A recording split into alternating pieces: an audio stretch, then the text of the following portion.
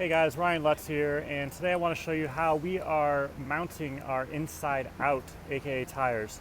So what we're doing generally is taking a gridiron. However, we've also done it with city blocks and impacts and it'll work fine. The reason we choose the gridiron is it has less pins, so it's going to weigh less.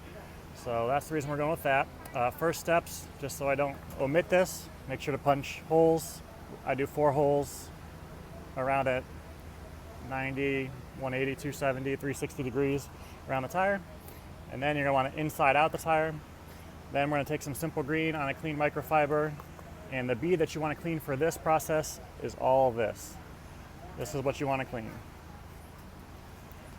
So just go around.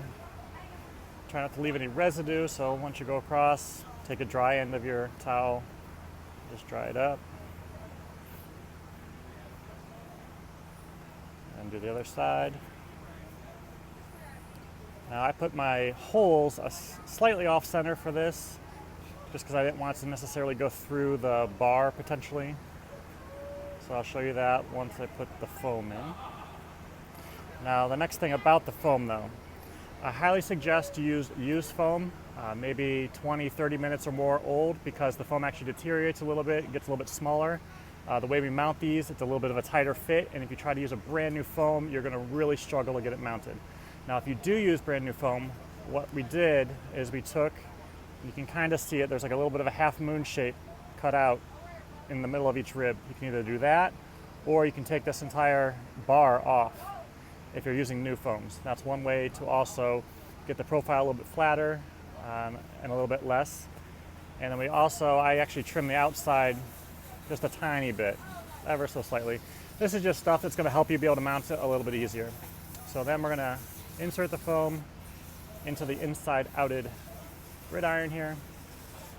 So make sure it's just nicely centered. And then like I said, I put holes a little bit off center. So I'm going to put the front side so where it doesn't have the hole towards the front side, it'll be on the back side. Now what I do, I just kind of bring it over. On the back side, I'll bring it and kind of tuck it. I'll try to show you. Normally I don't turn it this direction for myself, but just so it has the pressure on it. And then I do the front side first. So what we're trying to do here is stick this lip on the inside of this bead edge. You kind of want it to like pretend you're putting it straight up and down against the back side of it. You're not actually going to glue there, and I'll show you what actually happens. I've cut one apart, but that's what you're going to want to do all the way around. Just pretend you're setting it flat up against the back of that.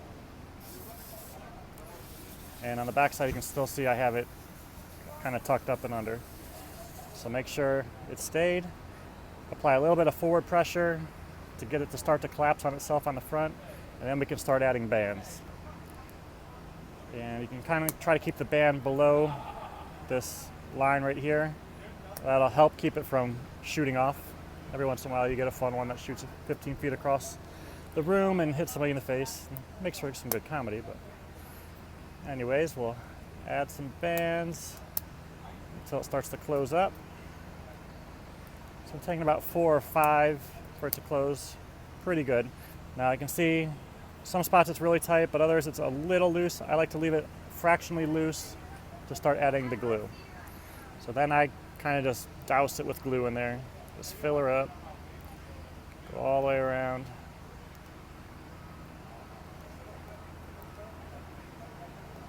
I just do it liberally because we want to make sure you get as much of that sidewall to stick in there.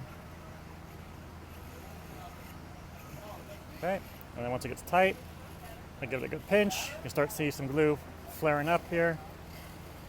I wipe it around with an X-Acto. This is just a personal thing I do. Don't have to.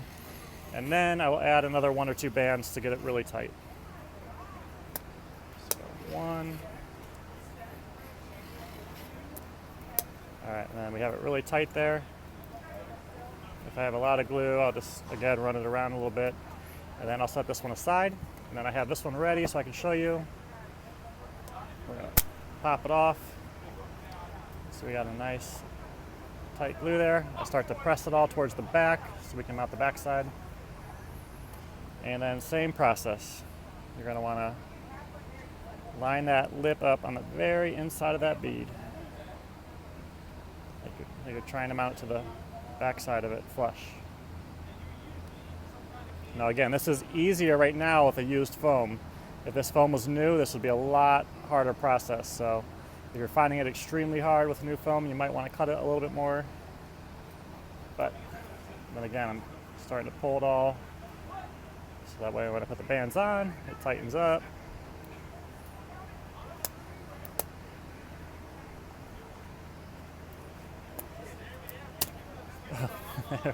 We just had our explosion over here. Shot a bunch off. So that'll happen every once in a while. Keep your children and wives clear. Another one.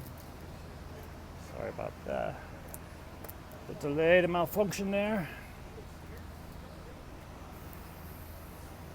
So sometimes the backside takes a couple more bands because you're stretching it a little bit harder.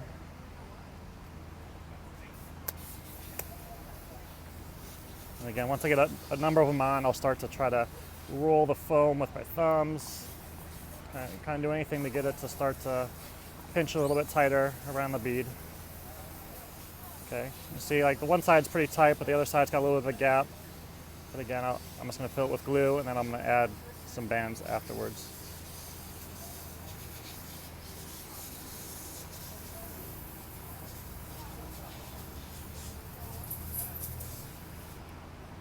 Glue bottle's dropping glue on me.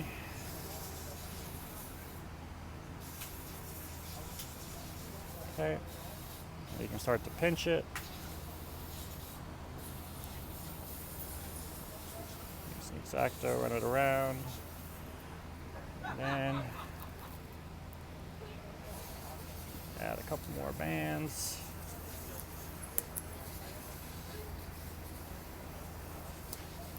Whatever is necessary to, hold it tight.